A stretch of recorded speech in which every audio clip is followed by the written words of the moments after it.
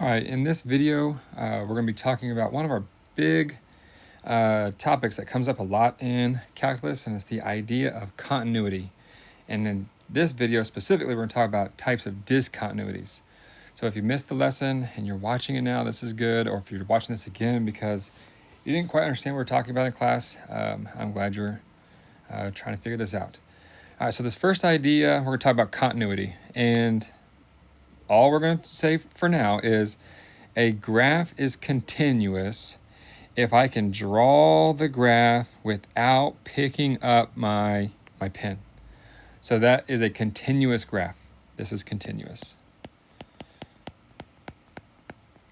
Okay, the other graph, we're going to call this discontinuous, because when I draw this graph, I'm trying to trace over it, I've got to pick up my pen like I did just now, and then to draw the rest of it, I had to stop and pick up my pen. It's not continuous. And what we're going to do in this video is talk about the different types of discontinuities. So this one, it's got a special name of what kind of discontinuity it is. And there's 3 types, but there's 2 categories. So the first category, we're going to call this non-removable. The other type would be removable. So one of the types of discontinuities, you call it non-removable. The other one is removable. So this one, we're going to say this is the non-removable. I can't take it out of the equation. That's how I think about it. This one is removable. All right, and then there's several types. The first type we're going to talk about is a vertical asymptote. So that is like the example we just did. A vertical asymptote is a non-removable discontinuity. So you need to know like both types. Call it non-removable and be able to call it a vertical asymptote. One possible equation might be y equals 1 over x minus 3. So if I'm given this equation, there's a vertical asymptote at the restriction, a restriction that does not cancel out. So what is the value of, if I plug it in for x, that would make this function undefined, and that would be x equals 3.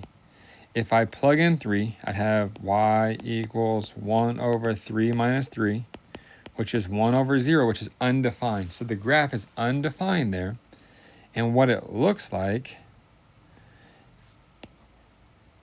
might be something like this. There's going to be a vertical asymptote there. We represent a vertical asymptote with a dotted line.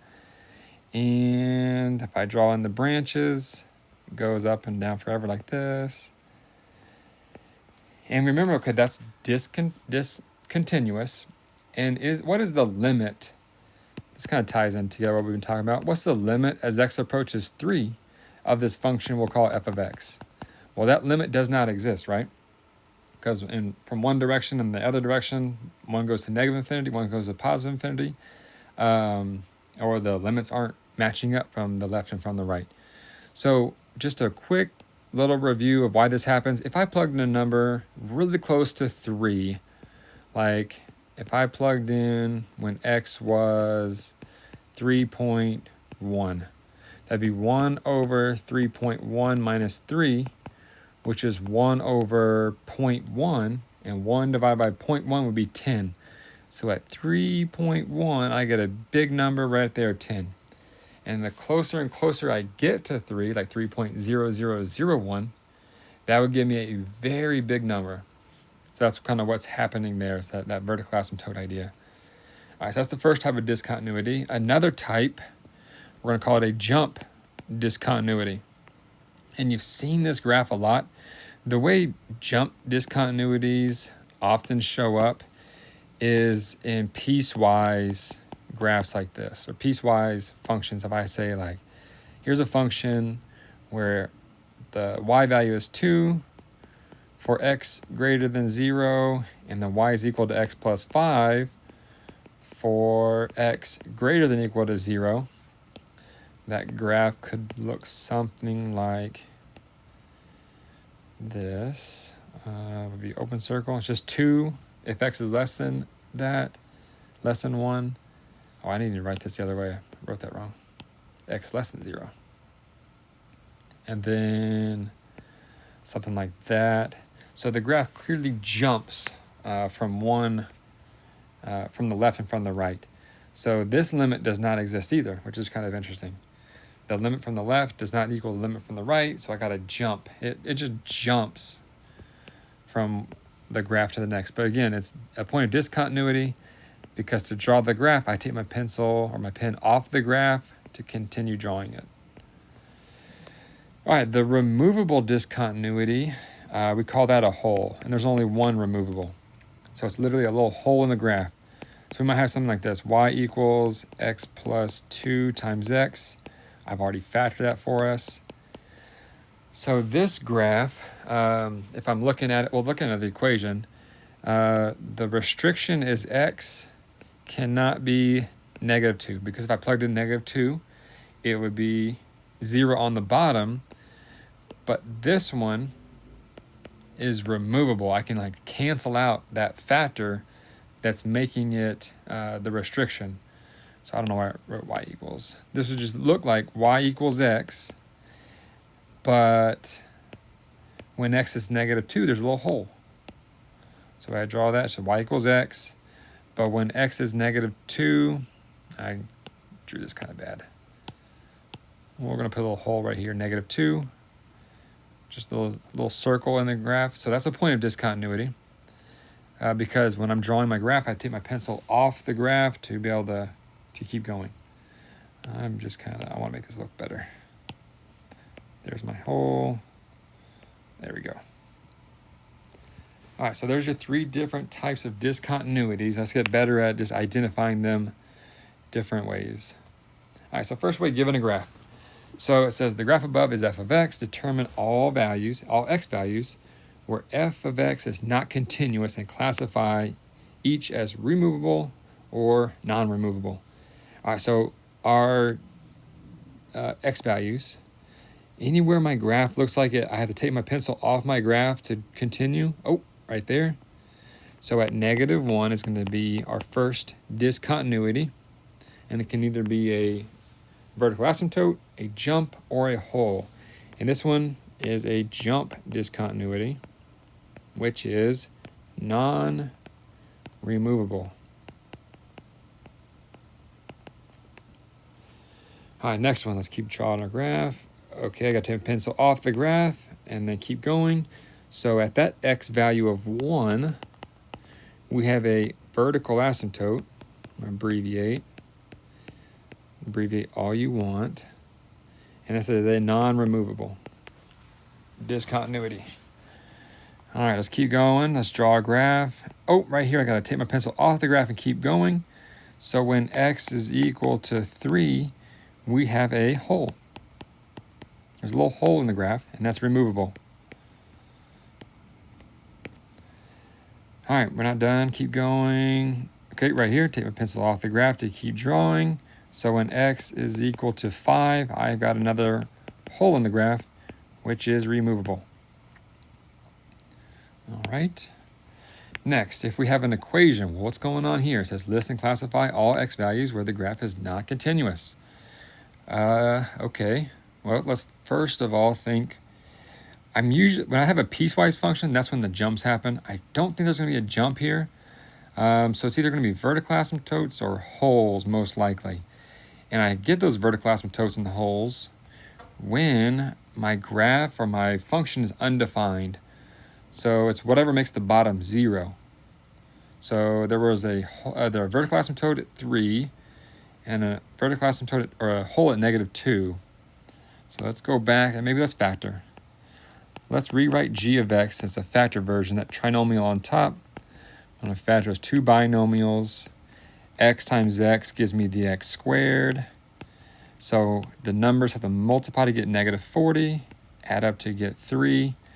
This takes me a second. X is 8 and -5. Same thing on the bottom, and one of them is probably going to have the same factor. Doesn't have to, but that's where I would start thinking. 2 numbers that multiply together to get -10 have to get -3, -5, and +2. All right, so my restrictions are when x is 5. Looked at that. If I plug in 5 to that factor, it makes that 0, and x equals -2. All right, so the next thing to think about, and you'll get used to, is vertical asymptotes are restrictions that do not cancel. Holes are the restrictions that do cancel. So there's an x minus 5 on top and bottom. So that means when x is 5, that is a hole, and holes are removable. It means I canceled it out. That's how I think about it. Don't know how accurate that is. Removable hole. And the restriction that does not cancel is -2. So that is a non-removable vertical asymptote, and I'm going to abbreviate. So you might want to write this down. Restrictions that cancel out, those are holes. The restrictions that don't cancel out are your vertical asymptotes. All right, 3 more examples. Let's look at what other things that can happen. All right, so now it says consider the piecewise defined function h. Determine all x values where h of x is discontinuous and classify each discontinuity. Oh boy. So when I see piecewise, that's when I know I could possibly have some jump discontinuities. Vertical asymptotes are restrictions that don't cancel. So I don't see any rational functions over here where restrictions would not cancel. So I don't think there's going to be any vertical asymptotes. But there could be some holes. So let's just kind of see what happens. All right, the first number. Well, first of all, how do you even determine what numbers you're going to check? Are you going to check 7? Is there anything crazy happening when x is 7? Well, x is 7 is past this, and it just looks like it follows that, so no, that's not a point. How do you know what x numbers to even start looking at? Well, the first one's going to be -2, because that's when our graph changes what's happening. So when x is -2, the graph goes from this linear to this quadratic. So let's make sure they're approaching the same number. If they're approaching the same number, it could be continuous. If they're approaching different numbers, maybe it's what's it called? I forgot. Jump discontinuity. Idiot. All right, so let's see. What is the limit as x approaches -2 from the left of h of x? And I would find that by plugging in -2 here. If I plug in -2 there, what do I get? -5.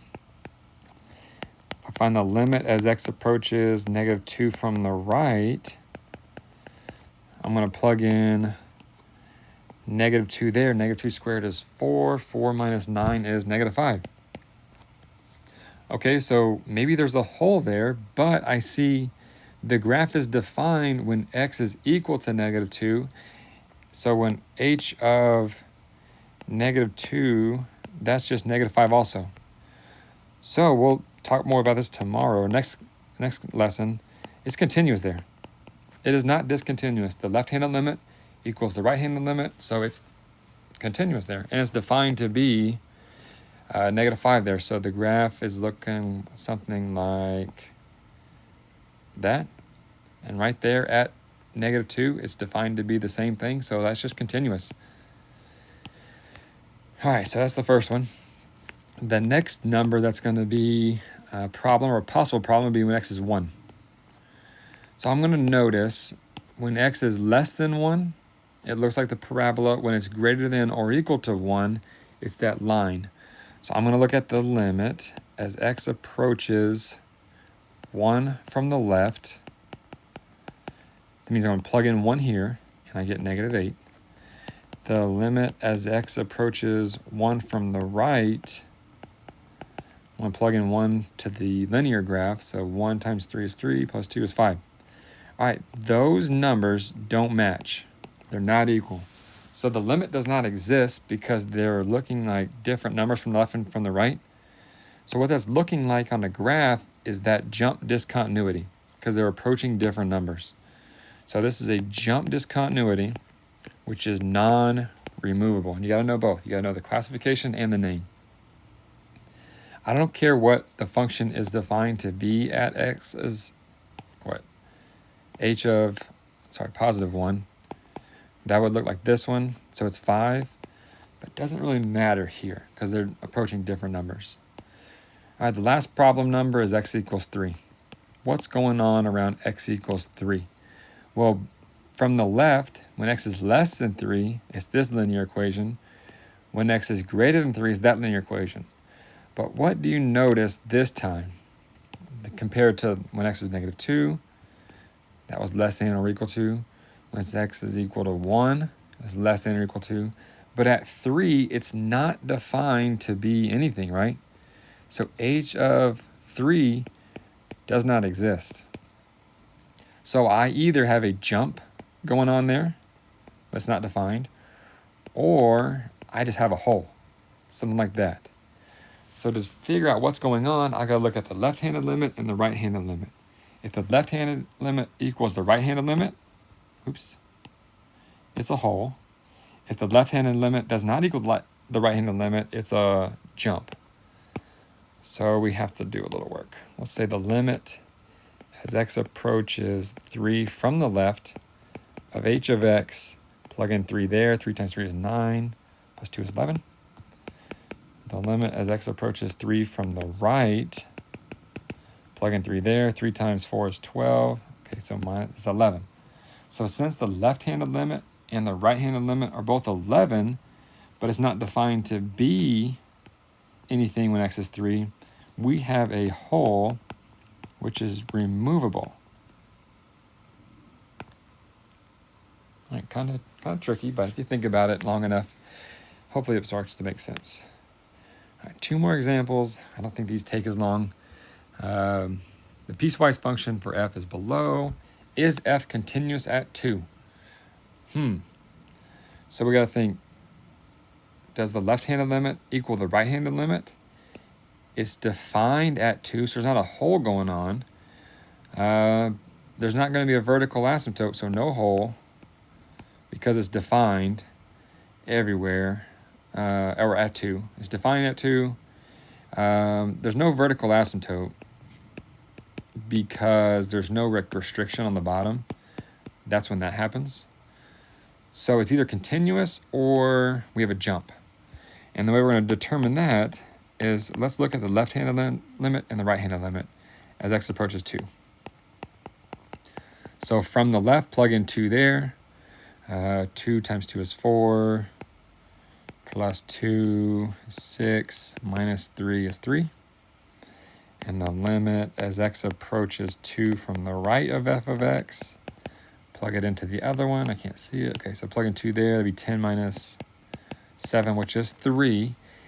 And f of 3 is defined the same thing. F of 2.